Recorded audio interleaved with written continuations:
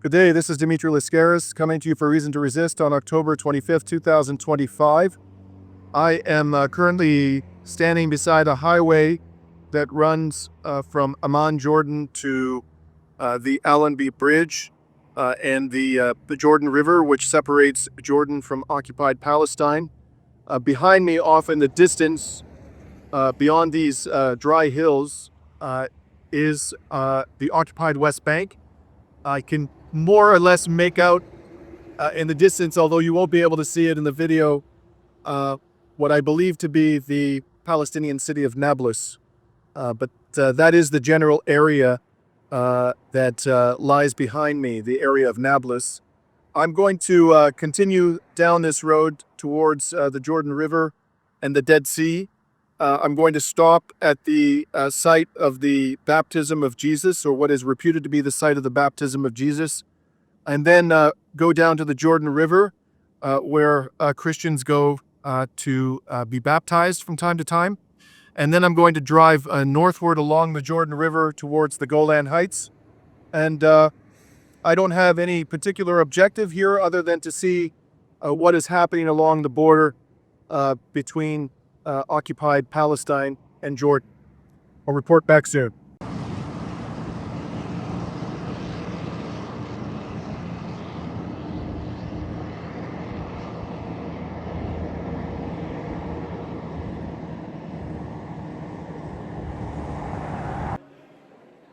I'm now at what is reputed to be the site of the baptism of Jesus of Nazareth.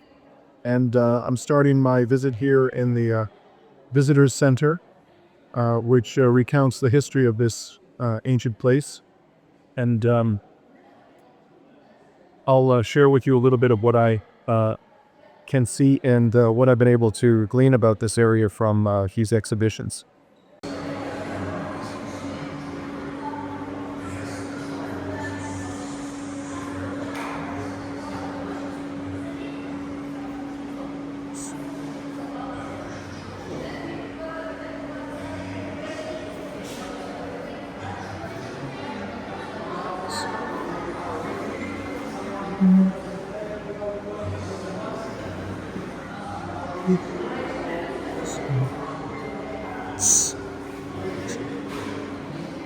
This see.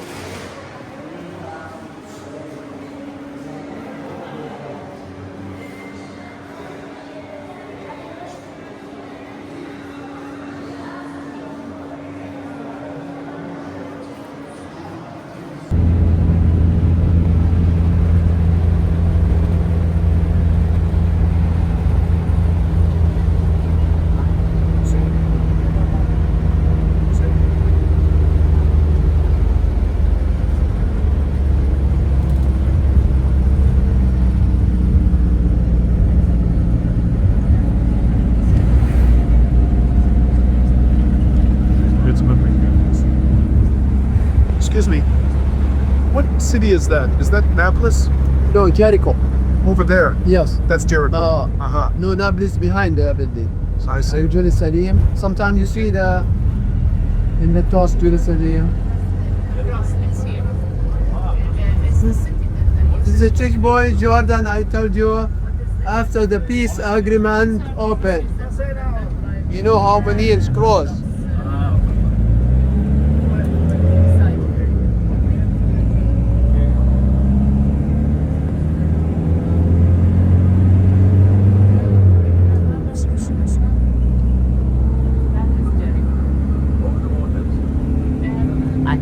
This mixer is the limit of passport. Spinach, CD. Realistic species expert speak as speaks. See many churches, Golden Church, Roman Catholic, here River, the Right, Egyptian, Cop, Opinion, every year Christian, they come with for separation.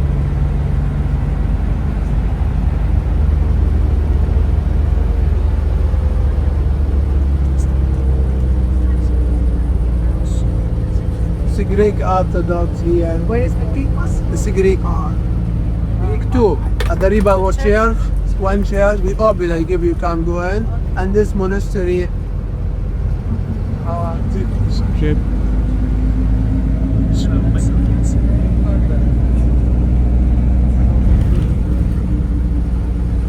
I told you this parking where we continue walk. But please together, go and back. We said this military area. Okay? So as you just saw when I departed the visitor center and started walking towards the baptismal site by the Jordan River, it became clear that I couldn't actually walk there. It was necessary to take a shuttle bus with a guide. And you saw him speaking briefly on the shuttle bus. It's I would say about 3 or 4 kilometers from the visitor center. And on the shuttle bus, he repeatedly stressed that this is a military area and cautioned us repeatedly that we have to walk together with him leading the procession down from the point where we disembarked from the shuttle bus to the baptismal site. It's about a 1 kilometer walk. It's right by the Jordan River. Apparently, we're going to go right up to the bank. This area, in the 1967 war, the Jordan River north of the Dead Sea, essentially became the front line, and it was heavily mined by the Zionists, potentially also by the Jordanian military, and it was, as I understand it, pretty much off limits from the time that the 1967 war concluded up until 1994, when Jordan did a peace deal with the Israeli entity.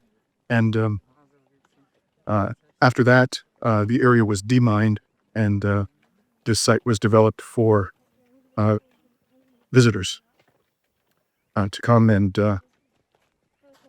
partake in celebration of the baptism of Jesus. So we are now approaching the baptismal site.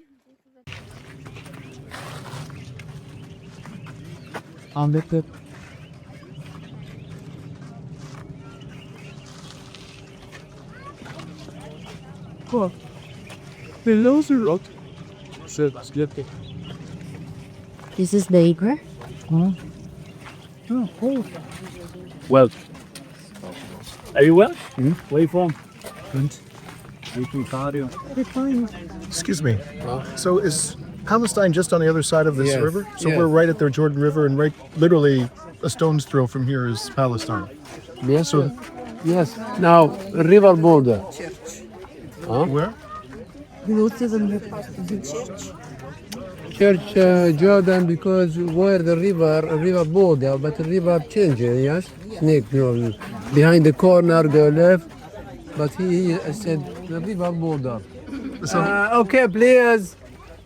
This is the first stop at the river Jordan. I told you in national border river, but we have another part where the people touch, baptize. We see the river again. We go to the church.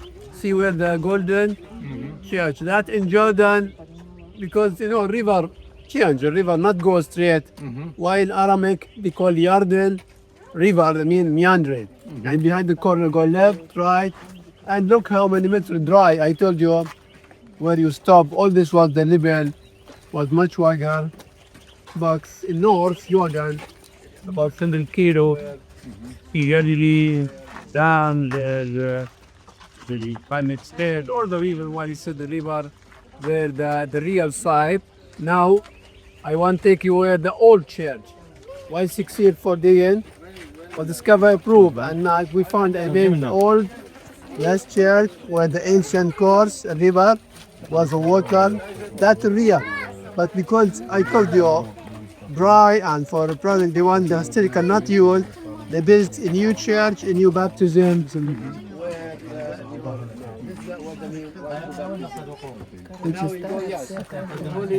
Book. Some people ask what the evidence in this site. This is the point from the time. 6 years after the peace agreement when they opened.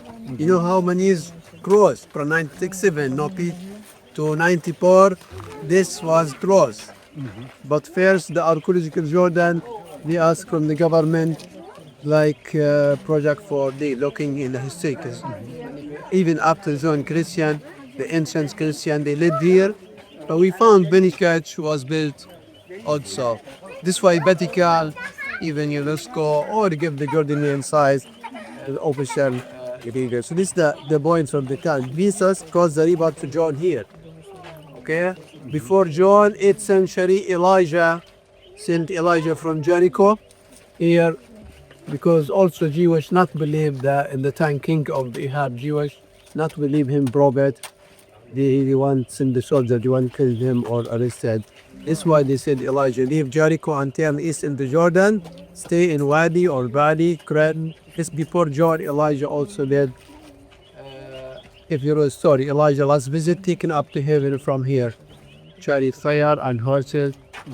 Yes, this before John. Why Jesus, when John lived, he said he's Elijah who was to come. Yeah, you know, I mean, he comes in spirit, Elijah continue and with Jesus when the God sent him to the Bethany. True Bethany. This is the name Bethany beyond Jordan. Yes? Bethany in Jerusalem. Nazareth. That's Jerusalem mountain. 아, 재밌어.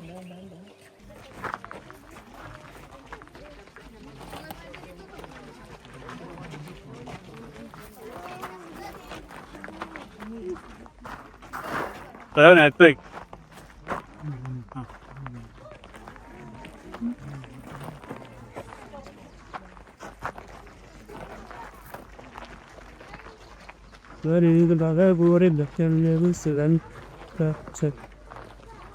그를 갈때 기능표를 기술이 또 있고 게임이 이렇게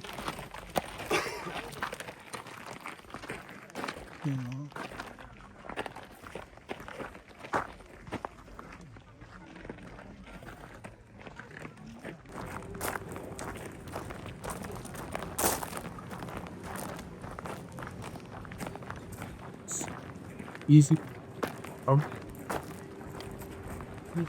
What a kumba.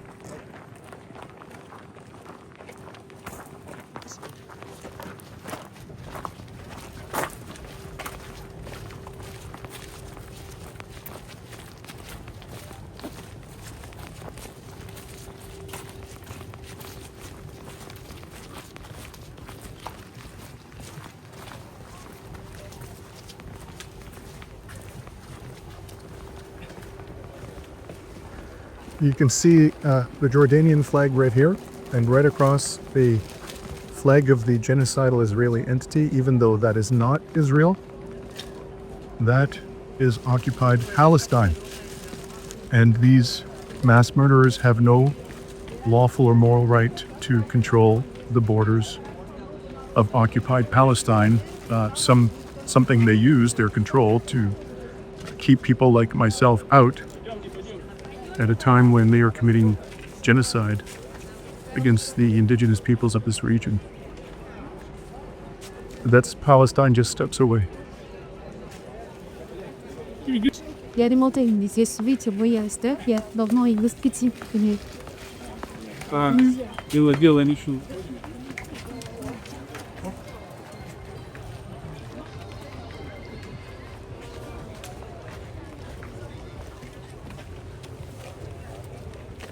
Right. This thing, completely listening.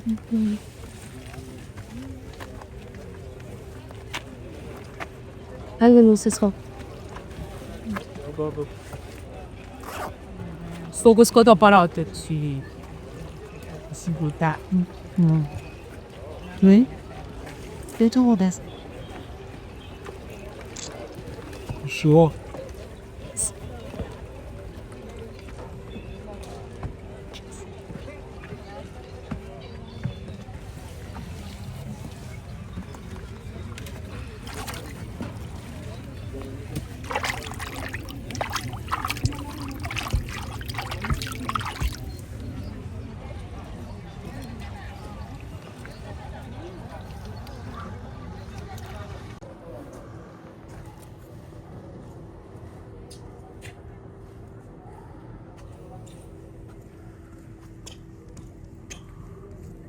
speaks.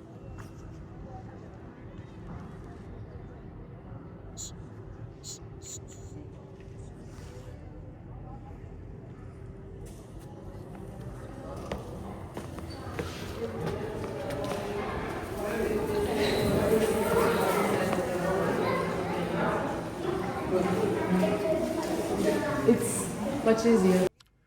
So I've completed my visit to the eastern bank of the Jordan River, and I'm now standing outside the tour shop waiting for the people who were part of our group, the people who came on my shuttle to do whatever shopping they got to do. And I was reflecting on what I just saw, and there have been multiple reports over the years about water scarcity in this area and the receding shoreline of the Dead Sea. And you can see, you will have seen from this image just how narrow the Jordan River is. And our guide mentioned climate change several times in the discussion in his presentation as we were driving down here from the visitor center. And it occurred to me that the combination of climate change and the massive influx of water pigs from North America and Europe, particularly North America, and here I'm referring, of course, to the illegal settlers in the West Bank. There's been this huge influx. There's now something like 800,000 of these people, and they are notorious for having the gluttonous water habits of North Americans to the detriment of the indigenous Palestinian population. But the combination of these things, overdevelopment of this area, which already has limited water resources, and climate change is going to pose an increasing military quandary for the genocidal entity, because the Jordan River and the Dead Sea are becoming less and less of a natural barrier to the occupied West Bank and to the 1948 territory of Israel. And so it occurs to me, I'm sure that Israel's military planners are keenly aware of this long-term quandary, and therefore, this, I think, adds to their incentive to confiscate land on the eastern bank of the Jordan River, sort of to build themselves a buffer zone, and also to give themselves the ability to use the increasingly scarce water volume of the Jordan River entirely for themselves, to deprive Jordanians of access to it. So, again, I can't imagine that this isn't a long-term strategic challenge to which Israel's political and military leaders haven't given much thought. They'll never discuss it openly, of course. At least no sane person would, if they have designs on this bank of the Jordan River. But one thing is clear, their expansionist project continues. I'm now going to go back to my vehicle and start driving up the eastern bank of the northern river towards the Golan Heights.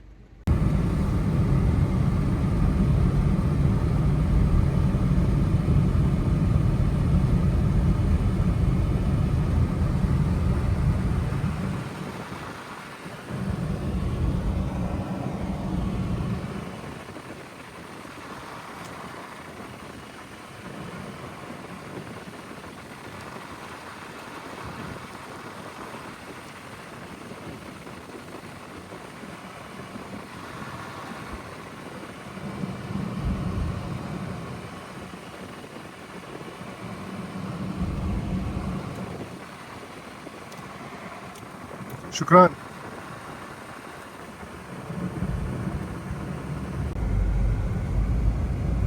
So I just tried to drive north past the Allenby Bridge along the eastern bank of the Jordan River, and I came to a military checkpoint, and he won't let me.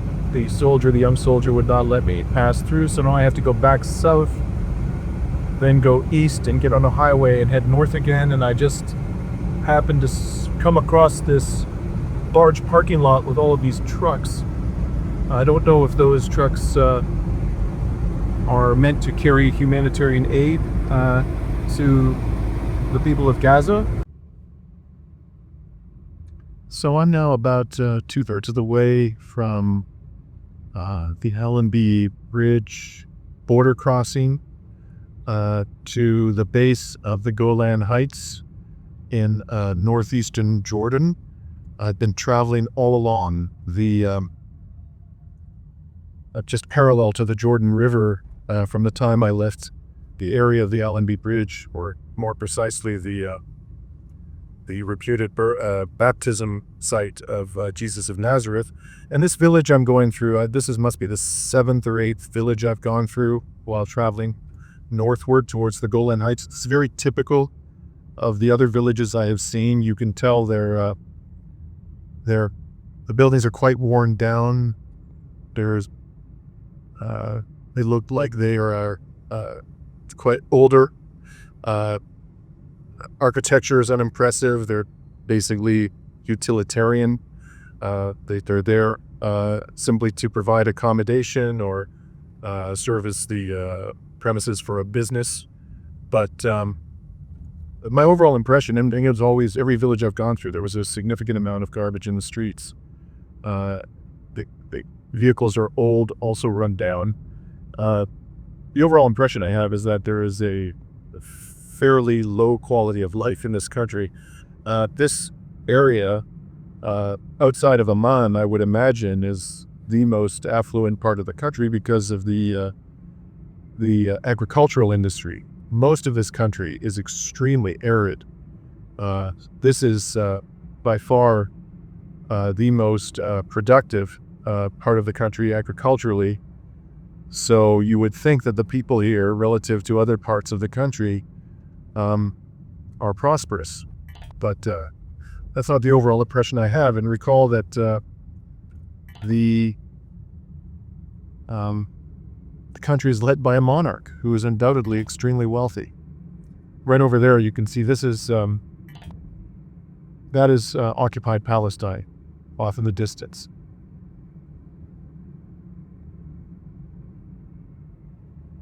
So I'm going to continue driving until I get to the base of the Golan Heights.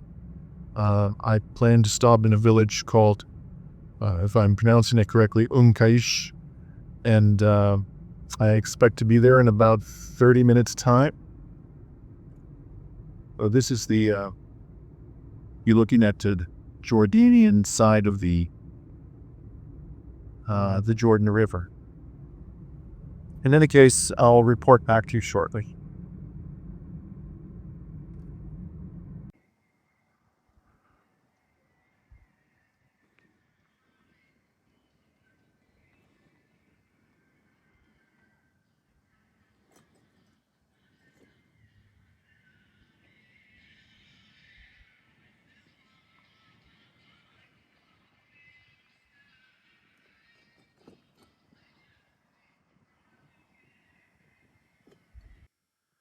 Well, I've come to the end of my journey to northeastern Jordan. I'm now standing in the foothills of the Golan Heights, just not far, in fact, from the Syrian border.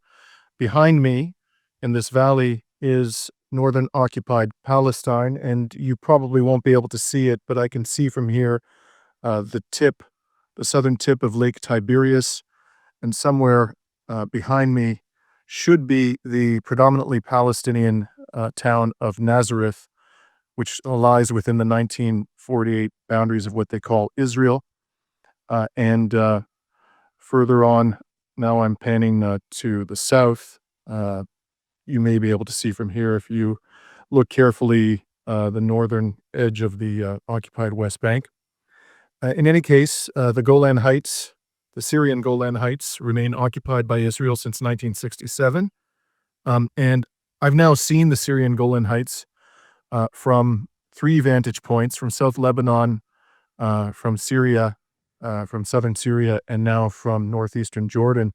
And it's easy to understand, even if you're not a military expert, and I certainly am not, why the Israelis refuse to return that land to its rightful owner. It dominates areas of all 3 of these countries in significant and populated and resourceful areas that have significant agricultural value, namely South Lebanon, southern Syria, and northeastern Jordan and the Jordan Valley.